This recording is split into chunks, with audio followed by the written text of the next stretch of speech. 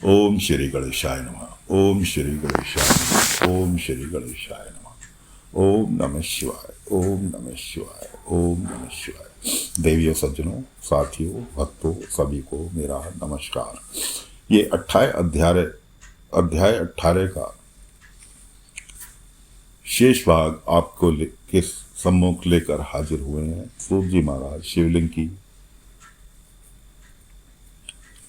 पूजा विधि, उसके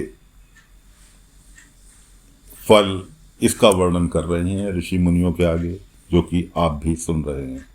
तो आगे की कथा प्रारंभ करते हैं। अगर अपना ही नहीं हो तो दूसरे का स्फटिक लिंग या बाणलिंग की भी पूजा कर सकते हैं। ये शिवलिंग की महिमा बताई जा रही है जिसकी पूजा आप करते हैं। स्फटिक का शिवलिंग आपके पास घर में नहीं है, किसी मंदिर में लगा हुआ है, कहीं पर भी विराजमान है, आप वहाँ पर भी पूजा करते हैं। हर लिंग की पूजा की अलग विशेष फल की व्याख्या की गई है।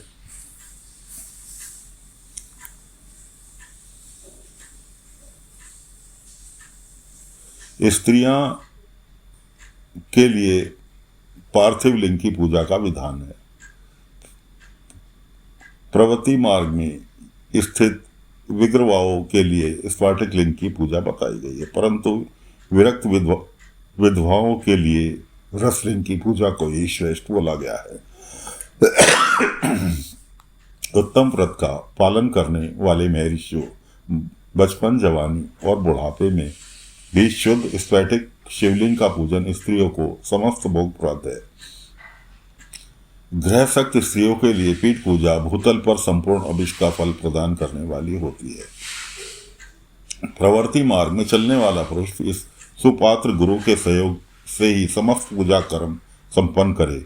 इष्ट देव को अभिषेक करने के पश्चात अघनी के चावल से बने हुए खीर आदि पकवानों द्वारा नैवेद्य अर्पण करे। पूजा के अंत में शिवलिंग के संपुष्ट में पधरा कर घर के भीतर पृथक रख दे।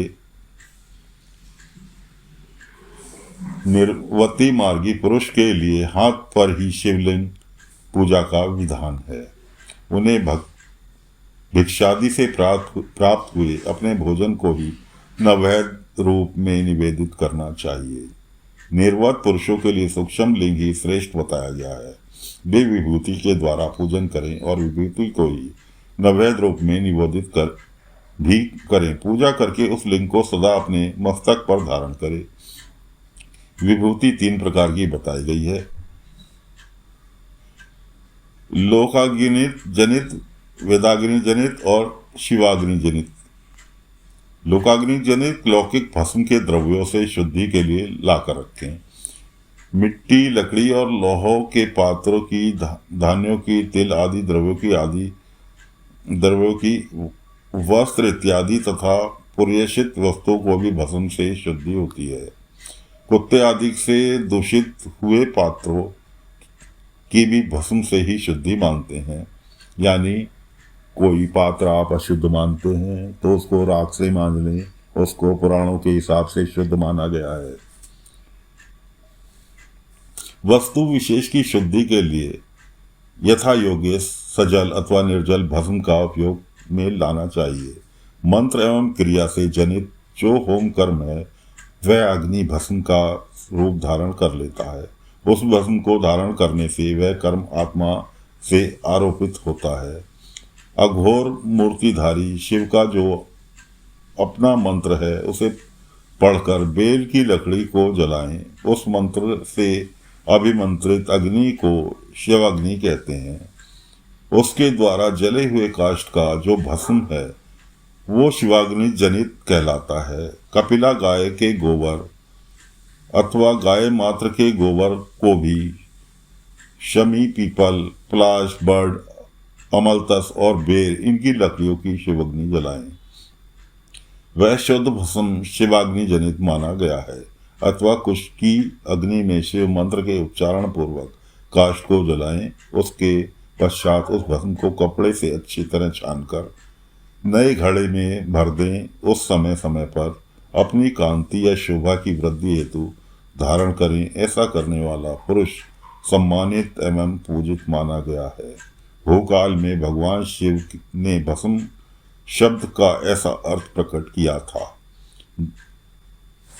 तो साथियों, आप इस संसार में उपाय टोटके खोजते फिरते हैं। ये भोलेनाथ का बहुत बड़ा उपाय जो आप सुन रहे हैं, आज ऊपर वाले की इच्छा से अगर आप ऐसा कर लेते हैं तो आपसे बड़ा कोई साधु संत नहीं, आपसे बड़ा कोई तांत्रिक नहीं, ऐसा शिव पुराण के हिसाब से इस सांसारिक भाषा में आपको बता रहा हूँ। अगर आप कथा ध्यान से सुन रहे हैं तो इस कथा के अंदर आपको इस जीवन को जीने के लिए बहुत से ऐसे साधन बताए गए हैं जो अगर आप कर लें तो इस संसार रूपी माया से पार पा सकते हैं। जैसे राजा अपने राज्य में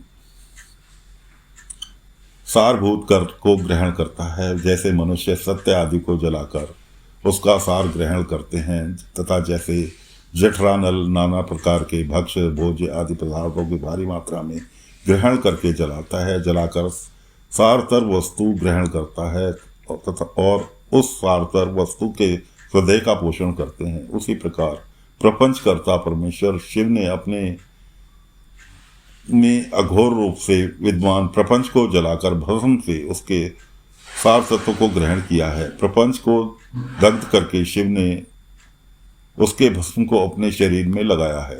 राग भयभूत पोतने के बहाने जगत के सार को ग्रहण किया है। अपने शरीर में अपने लिए रतन स्वरूप भस्म को इस प्रकार स्थापित किया है।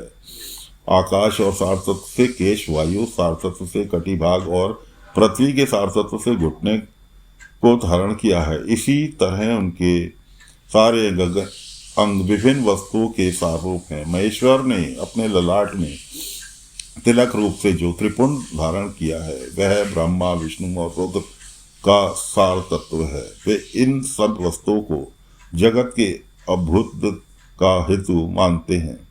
इन भगवान शिव ने ही प्रपंच के सार सर्वस्व को अपने वश में किया है, अतः इन्हें वश में करने वाला दूसरे कोई और नहीं है। जैसे समस्त मृगों का हिंसक मृग सिंह बोला जाता है और उसकी हिंसा करने वाला बोला जाता है, और उसकी हिंसा करने वाला दूसरा कोई मृग नहीं है, अतः उसे सिंह बोला गया है।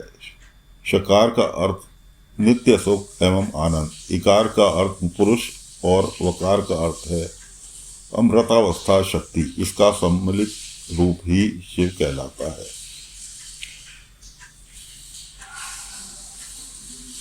तो साथियों, 18 अध्याय की शेष भाग अगले अंक में आपको सुनाएंगे। फिलहाल कथा को यहीं विराम देते हैं।